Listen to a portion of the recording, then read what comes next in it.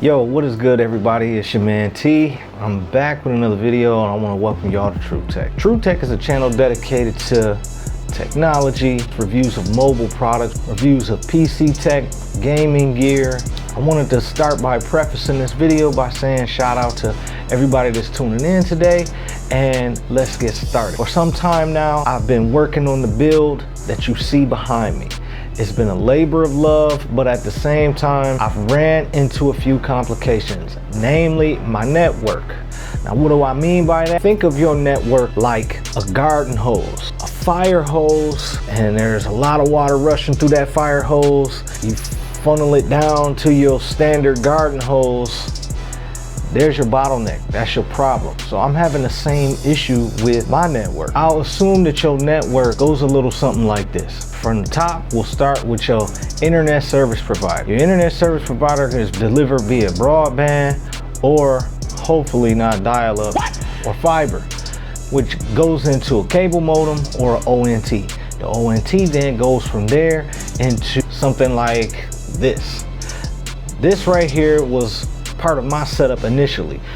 Google Wi-Fi products. Problem that I had with this is worked pretty good for a couple of years until my network started getting a bit more demanding. Until I started adding PCs, a home server, I added more devices in the house that I felt needed to be hardwired. As we live on the edge of a rural town, we get brownouts and blackouts quite often out here depending on the weather. My intent was to build out and future-proof. This is the main that you connect via RJ45 or Ethernet port that then will communicate in a mesh network to other pods or nodes like this around your household. They would simply get plugged in to a power source. They didn't need to be hardwired like this guy did. They would create a mesh network. The problem with that is once you get the network set up, you can't really add to it without bogging down your network. So I started changing my network a bit to TP-Link product, namely the Omada Enterprise stack. For those of you not familiar, check the link in the description. You can learn all about it there. I'll get you over to my rack and let's dive in. Welcome to my network. For starters, I want to dive in by saying this may be overkill for certain situations. This may not be applicable for your household, for your use case. So use case may vary. For me, the way I'll explain this is you look right here and every single one of these connections is a hardwired device here in my home. To start at the very top, we've got the ONT on this side right here. For Frontier Fiber Internet, I've got a 7 gig fiber connection coming in. We had Spectrum broadband cable internet, and all they could offer locally was a 1 gig connection. With all of the throughput and all of the bandwidth that all the other devices on the network was eating up, we would chew through that so quick and it would bog down all of my devices. Next on the list is the NVR for the home surveillance. Then there's the OC200. This is TP-Link's network controller for all of the network gear. Next to that is the TP-Link ER605. That's the version 2 VPN router. Next underneath that is a 48 port PoE switch. That's the SG3452P for PoE or power over Ethernet.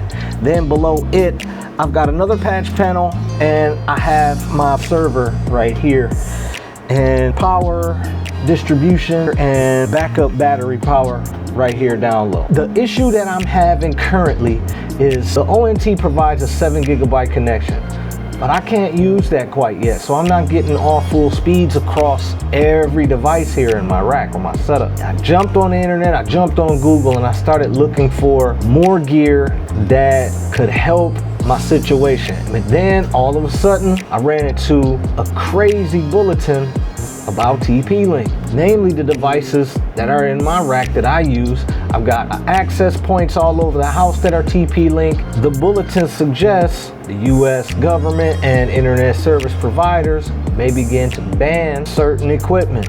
It comes from China, that's why. So I started looking for an alternative. That's when I found Ubiquiti. They offer home use and prosumer and enterprise level equipment. So that was my next best solution. Because when you start diving into it, you can then replace a lot of stuff that I have in the upper part of the rack with something simple like the Unifi UMD Pro.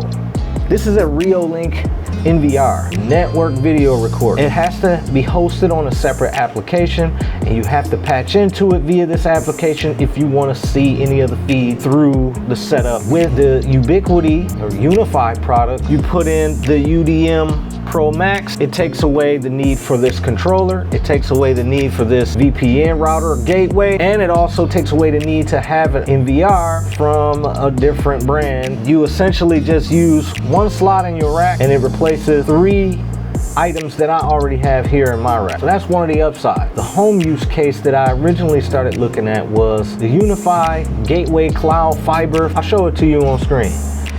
This could also provide up to a 10 gigabit connection and host it at an onboard solid state, or potentially running an NVR solution as well. You could switch out your gateway or your VPN, but what about the rest of the products, the switches and the so forth from TP-Link if the US government decides to ban these items?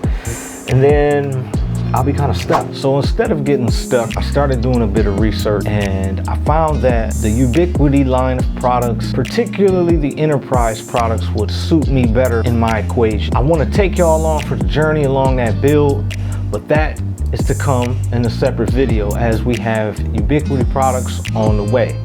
We'll be swapping out some of the equipment that's already installed in the rack, and we'll get it set up, boot up, and ready to roll. And I'll show you that in a later video. But I appreciate y'all. Make sure y'all tap in. Make sure you subscribe to the videos as we have more videos to come. We're gonna be rolling out more products to review, more products to test and try, PCs to build, and network implementation. All of the music that you hear on this channel, you'll be able to see it down in the corner. You can check out the links associated. You'll be able to find and purchase music, all created right here in-house. So thank you for supporting the channel. Peace.